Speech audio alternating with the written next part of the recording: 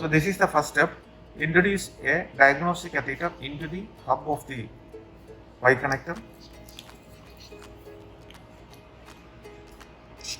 and this is the neuron max, which is the guiding catheter. So with this coaxial system, you have the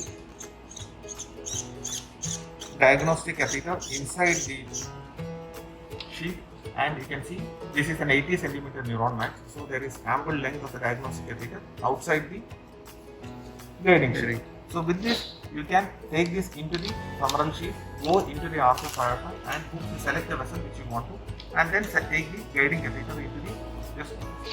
So once you are in the internal carotid artery, you can take out the diagnostic catheter. So once the diagnostic catheter is out, the next step is, so this is the guiding catheter, neuron max, inside the internal carotid artery. So the next step is, you have to introduce the aspiration catheter. So the aspiration catheter is, you have taken a reactor here. So in the, you have to connect a three-way also to the tip of the aspiration catheter. This is one of the, because there's the length of the microcatheter, you should have ample length of the microcatheter outside the aspiration catheter. So it is preferable to use a small length Y connector here. So once you connect your Y connector, the next step is to introduce the aspiration catheter like this, introduce in the. So when you are doing mechanical thrombectomy, one person has to connect the REACT catheter and keep it ready, so that immediately after the guiding catheter is placed in the internal carotid artery, you can introduce the aspiration catheter. So here you are introducing the aspiration catheter into the. So once it comes into the internal carotid artery, you can take it directly into the Peter segment and go a little bit and leave it there. Once you leave it there, the next step is to, so you have the aspiration catheter in the internal carotid artery. The next step is to introduce the microcatheter. So this is a microcatheter. This is the Rebar O21. So you introduce the Rebar catheter into the hub of the aspiration catheter with the micro wire inside.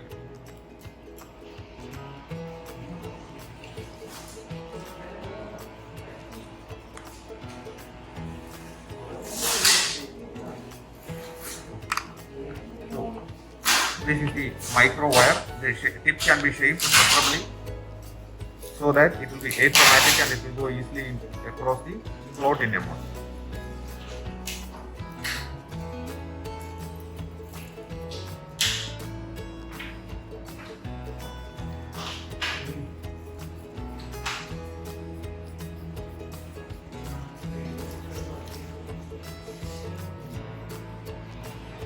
So I'll show it once again. This is how the preparation is done. This is the neuron max. Neuron max, you have a Y connector here, through which air pressure, saline with imodipine and heparin is connected, and through this connector, this goes through the HF femoral shape. Through that you introduce the REACT aspiration catheter, and through the REACT aspiration catheter you introduce the microcatheter with the wire inside. Here also one has to connect a pressure connector so that there is no column of blood inside this. Now once you do this, I will show you the tip of how the inside the carotid artery, how it looks like.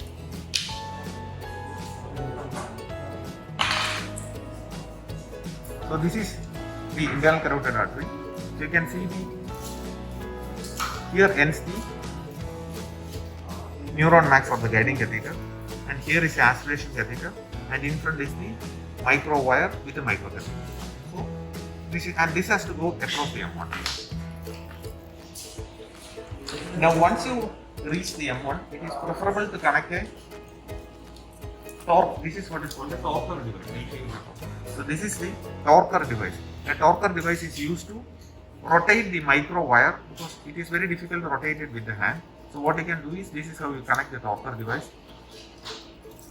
So loosen the torture device like this. Introduce the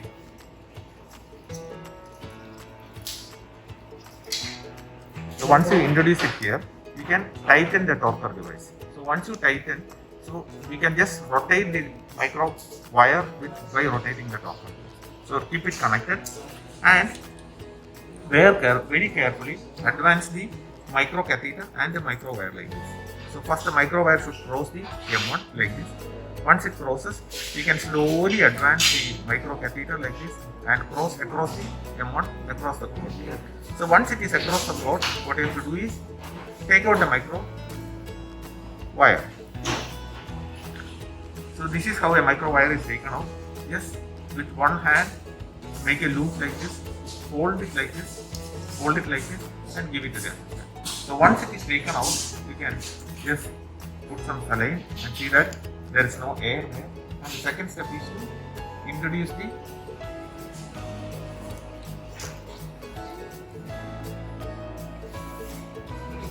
stent retriever. So this is the stent retriever. So this is the sheath, and I will show you how the stent retriever comes out. Stent retriever.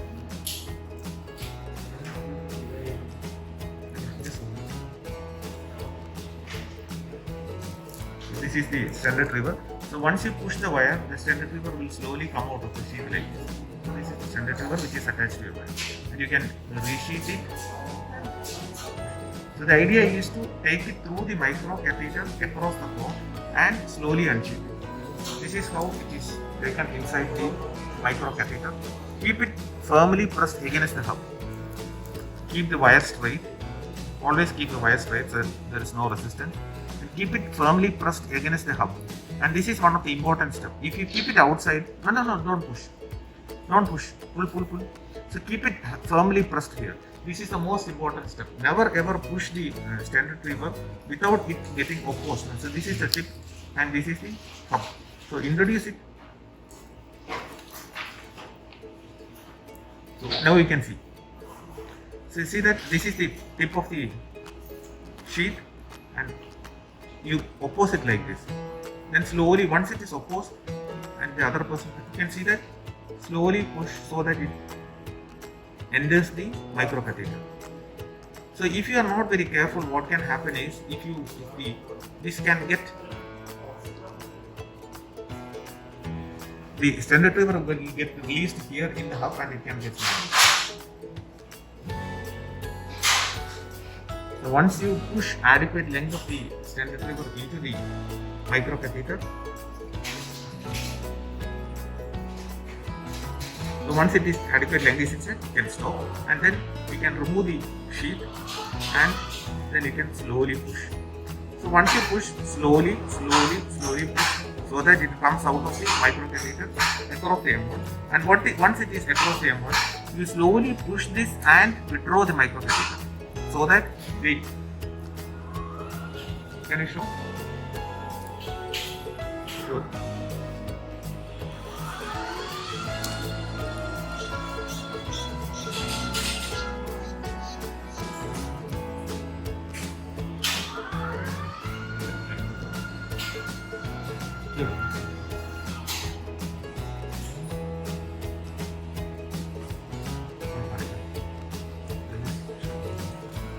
Hold it. So once it is here, you can see.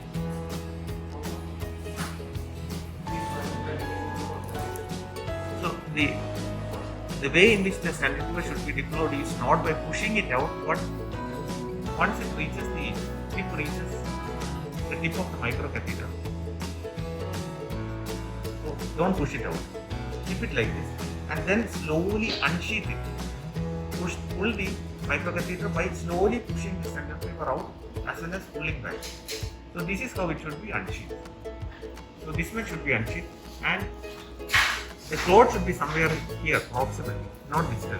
So you should unsheath the stent retriever in such a way that the clot should be in the proximal part of the stent retriever, so that when you are pulling it out, the clot will not get detached. And once you do this, the second step is to use the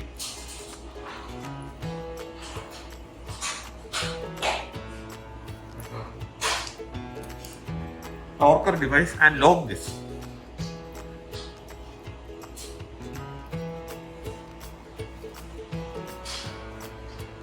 The idea of locking this is that now the stent retriever will not be resheathed inadvertently. So when you are pulling it out, you should not resheath the stent retriever. You have to hold it at a single piece and see here. So hold it like this. Hold it as here.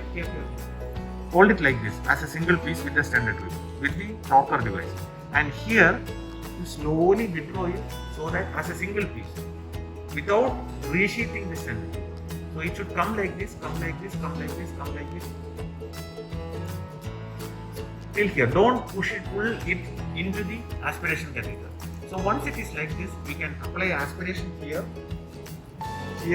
as well as onto the sheath, and then you have to withdraw the system completely like this.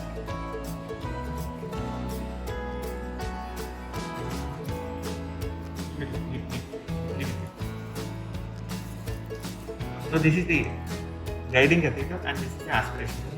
So you have the aspiration here, and then the complete system should be withdrawn. So the clot will be here, there is an aspiration here, and this can be completely withdrawn. So the mistake that should not be made is this should not be pulled into the aspiration catheter. If you pull it completely into the aspiration catheter, the clot will break and it will get taken. This load. So come, pull it like this, and you have the aspiration attached to the guiding catheter also. Then slowly pull it inside the guiding catheter. Once it is inside the guiding catheter, with aspiration connected to the guiding catheter also, take it out. And once you pull it out, now you can easily pull it out. Once it reaches here, suppose if there is no backflow and you feel a resistance, that means that there is a clot attached to the stent retriever. So once you reach somewhere, you are able to, you shouldn't pull it out. If you pull it out, what will happen is the stent retriever will get damaged inside this Y connector. So you should not completely pull it out. Once it almost reaches the connector, you can detach here, and when you detach, if you find that there is no backflow of blood, that means that there is a clot attached to that. Then very carefully withdraw it. Very carefully withdraw it, and the stent should come out like this. So usually if it pulls, so never ever pull out the stent retriever through the Y connector. If you pull it out through the Y connector, the stent will get stuck here and it will get detached or damaged. So you should pull it out by opening this cup and taking it out. And usually if there is no backflow, that means that will be a stent. So once it is outside, keep it close with his hand and give it to the assistant to take a picture, as well as take the stent retriever out and clean it and again put it back into the sheath, so that if you want to do it again, immediately it should be ready. Once this is done, the most important step after that is to connect an aspiration catheter and aspirate from the guiding catheter, because there might be clot which is inside the guiding catheter. So if you take a shoot immediately without aspirating, then that clot, whatever is there inside the guiding catheter, which is very very common, will get dislodged. So you have to aspirate, and suppose if there is no backflow, you have to take out the guiding catheter, because there will be a large clot inside the guiding catheter. So aspirate it properly, hold it and check it whether there is any clot inside. If there is a free flow and there is no clot inside, aspirate again 10 or 20 cc of blood, and then only take a shoot. Never take a shoot without aspirating and seeing that the guiding catheter is very clear and there is a good backflow. So after that, take a check shoot and see. Then don't see that the stent retriever doesn't get damaged. Clean it properly and resheath it properly and keep it ready, so that immediately if you want to do another pass, immediately that can be again taken it back. So this is the basics of Solumbra technique.